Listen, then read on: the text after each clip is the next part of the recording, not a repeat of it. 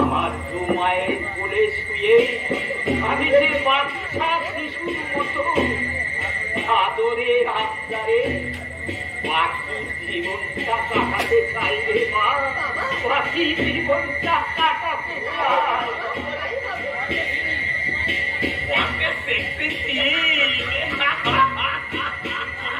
এই ছবিটাই আমি একটু রূপে তাজ হিসাবে কাজে লাগাবো। আরে হ্যাঁ, আমি হলাম দেবরাজ পাল, আস্ত করিস মা। হ্যাঁ, আমার মালটা কবে আমার দিচ্ছিস বল? খুব শীঘ্র তাই? হ্যাঁ রে হ্যাঁ, কি দেখছিস?